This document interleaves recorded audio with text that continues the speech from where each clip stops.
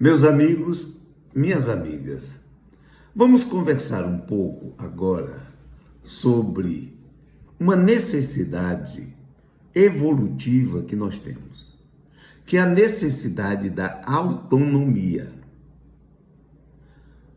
Como que nós vamos aplicar em nossa vida essa autonomia? Vocês poderão me perguntar, Djalma, e essa sua colocação vem de onde? De uma necessidade básica e fundamental, que é a nossa individuação. A individuação significa nós começarmos a sair do coletivo e nos apresentarmos como o que de fato somos, com a nossa singularidade. Não nos esqueçamos que nós somos princípios inteligentes que fomos criados com o objetivo de chegarmos ao autoconhecimento. Sim, porque Deus, ao nos criar, e isso é uma intuição que até a filosofia hinduísta captou, percebeu, os pensadores hinduístas, que nós temos uma similaridade com Deus. Da mesma maneira, a Gênese, no Antigo Testamento, diz que Deus nos criou à sua imagem e semelhança. Uma diferença fundamental que existe entre o que nós, espíritas, pensamos a respeito e os hinduístas, é que para eles, o Atman, que para nós é o princípio inteligente, esse Atman era Deus. A imagem é a seguinte: tem o oceano e cada onda é um Atman. Só que tanto a onda quanto o oceano são a mesma coisa no fundo. Apenas a onda se projeta teoricamente para fora do oceano. Na verdade, não existe fora, porque Deus envolve e permeia tudo. A ideia é de que na criação é como se Deus isolasse uma parte de si, envolvendo-a naquilo que é chamado o mundo de Maia. E o objetivo, através das reencarnações sucessivas, é que este Atman descubra o que ele é, Deus. Nós temos com eles uma similaridade, que é a seguinte: Deus nos criou logo, sem dúvida alguma, à sua imagem e semelhança, ou seja, nós temos uma herança genética divina. Mas nós não vamos nos perder quando nós atingirmos um ponto alto de evolução. Nós não vamos nos dissolver no nirvana, nem vamos nos integrar em Deus. No pensamento espírita, nós vamos continuar com a nossa singularidade, ou seja, nós vamos conservar uma certa individualidade, ou seja, todos aqueles princípios inteligentes, ao evoluírem o máximo, continuarão eles mesmos. Aí é que é a grande situação. Então, nesse momento, nós estamos num processo evolutivo. E o processo evolutivo requer que gradualmente nós comecemos a nos voltar para a nossa singularidade. Deixarmos de pensar igualzinho ao coletivo. Isso não significa uma rebeldia. Não, de agora por diante eu vou pensar diferente de todo mundo. Não, não é isso. É algo muito mais complexo. Isso é muito simplista. Significa que eu tenho que buscar qual realmente a minha maneira de ser, de pensar e inclusive de agir. Eu não poderei simplesmente ficar imitando outra pessoa o tempo inteiro. A lei de imitação de Gabriel Tarde funciona dentro do coletivo.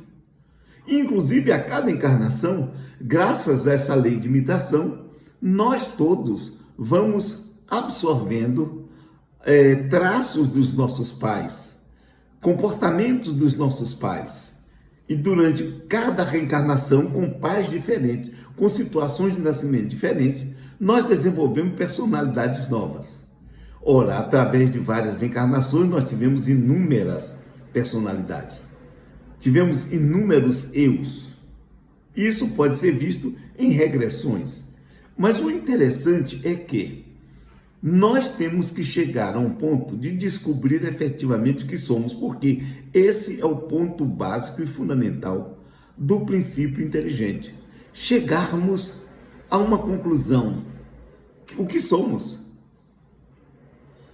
Nós temos que descobrir isso, porque todo o processo evolutivo vai nessa direção, igual nesse ponto ao que o hinduísta pensava. Descobrir o que realmente somos. É o princípio inteligente chegar à conclusão, a nossa essência, chegar à conclusão. Eu sou isso, e para tanto é preciso que nós tenhamos uma consciência ampla, ou seja, que o nosso inconsciente se torne cada vez mais consciente, para então nós atingirmos um tal ponto de singularidade onde nós podemos desenvolver coisas que são efetivamente nossas. Não, mesmo que nós sigamos uma determinada filosofia, uma determinada ideia, nós seremos singulares na forma de pensar, na forma de desenvolver. É esse o ponto. Nós poderemos fazer uma pequena comparação. Observem um Einstein. Ele estudou, ele subiu no ombro de gigantes, como Isaac Newton disse que fez, mas observe, no momento em que ele desenvolve a sua teoria, ele pensa diferente, inclusive, ele usa, como o Isaac Newton já tinha feito, ele usa a imaginação dele para resolver problemas astrofísicos complexos, que somente agora muitos deles estão sendo comprovados na prática. Ele imaginou todos os componentes de sua teoria, ele imaginou as experiências e as pessoas depois foram fazer na prática essa experiência. Então ele pensou de maneira singular, mas ele pensou numa direção específica. A individuação é uma amplitude. É nós começarmos a pensar singularmente em todos os sentidos. Nós pensarmos diferente da coletividade, embora estando na coletividade e usando os elementos da coletividade. Não significa simplesmente uma rebeldia contra o coletivo. Eu não devo nada à sociedade. É uma besteira que já se foi dita em toda a história da humanidade. Porque nós devemos tudo o que somos à humanidade. Por isso, inclusive, no processo de individuação, nós temos um compromisso com a coletividade. Jung vai chamar, inclusive, isso de culpa da individuação. É como se nós estivéssemos traindo a coletividade que nos deu tudo para que nós chegássemos ao ponto de poder pensar singularmente.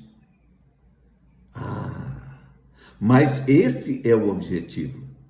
Porque não vai adiantar se nós nos desenvolvermos sendo tudo igual. Eu fico imaginando aquilo que o pessoal diz esfera crística. Será que todo mundo vai pensar igual o que Jesus Cristo pensava aqui? Não é possível. Tem individualidade e tem uma individualidade criativa e pessoal, sem a menor sombra de dúvida. Claro que nós não temos como especular a respeito, mas nós podemos imaginar. Inclusive, pelos exemplos, que nós temos atualmente. Quando nós queremos sobressair na coletividade, nós temos que apresentar algo diferente. Vejam os grandes pensadores. Vamos ficar no Ocidente apenas. não vamos para o Oriente, porque aí nós estaremos ampliando o nosso escopo. Mas no Ocidente, quando vai começar a maneira diferente de pensar, na Grécia, Tales de Mileto. Ele pensa diferente. Todo mundo dava explicações mitológicas, ele pensa diferente. Depois vem em seguida Anaximenes, Anaxandro, todos eles estão pensando diferente. Demócrito, Leucipo, Parmênides, Heráclito de Éfeso, e as Protágoras, e assim sucessivamente. Sócrates, Platão e Sócrates, Aristóteles, e aí uma infinidade. Então nós vamos vendo que as pessoas buscam, inclusive usando aquilo que os outros já fizeram, apresentar algo novo, algo diferente. Então aí é que está a coisa. A maioria das pessoas simplesmente se envolvem no coletivo, pensam coletivamente e dizem as mesmas coisas coletivamente. Aliás, nós estamos vendo isso agora, quando as pessoas recebem mensagens psicografadas que agora está havendo a transformação coletiva. O mundo está saindo de expiação de provas para a regeneração. Ou então, aquela colocação, quando acabar isso, a humanidade entrará numa nova fase. Não vai haver nada. Não vai haver nada disso. Porque nós temos que evolver individualmente. Massa não evolve. Ela só pode evolver sob a influência dos que transcendem a ela. E mesmo assim é bem devagar. É preciso que nós entremos num outro ritmo de pensamento.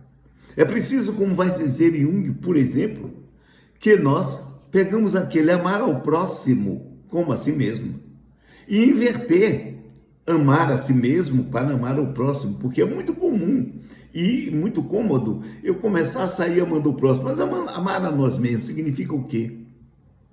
Esse é o grande processo da individuação. Inverter essa equação. Amarmos-nos a nós primeiro, para então podermos amar o próximo. Por quê? Porque aí saberemos o que é amar e saberemos o que nós devemos fazer com aqueles a quem amamos. Porque no comum nós sabemos, dar comidinha é muito bom, dar roupinha é muito bom, dar um trabalho é ótimo. Mas existe algo mais que tem que ser feito. E isso somente o amor vai poder indicar o caminho. Algo que inclusive pode demorar séculos e milênios. Veja um trabalho de Jesus. Veja um trabalho de um Buda na Ásia. E assim sucessivamente. Então, buscar a individuação, trilhar esse caminho para começar a pensar autonomamente, aí é que é importante, inclusive dentro das próprias crenças. Me lembro de uma colocação de Will Durant, que não estava nesse sentido, mas eu trago para esse sentido, em que ele dizia assim, que a verdadeira filosofia começa quando nós aprendemos a duvidar, inclusive das nossas crenças mais caras. Está para sair um livro meu, A Diversidade das Escolhas, numa nova edição, revista e aumentada, na qual eu faço uma crítica às minhas crenças espíritas. E o que aconteceu? Essas minhas crenças saíram ilesas, porque eu tirei todas as crendices que me foram colocadas pelo movimento, por aqueles que achavam que eram o máximo e podiam dizer o que nós iríamos fazer. Então, nesse livro, eu faço uma autocrítica e começo a pensar, dentro do movimento espírita, por mim mesmo, afirmar as minhas ideias diferentemente do coletivo. Vamos trilhar um caminho semelhante para chegarmos lá. Isso não significa que eu já individuei, já significa que eu estou fazendo um exercício. E um dia, daqui a uns 2, 3 mil anos, eu, sem dúvida nenhuma, chegarei à individuação. Mas que tal começar a ser autônomo, a pensar e a tomar atitudes dentro daquelas nossas velhas crenças para mudar?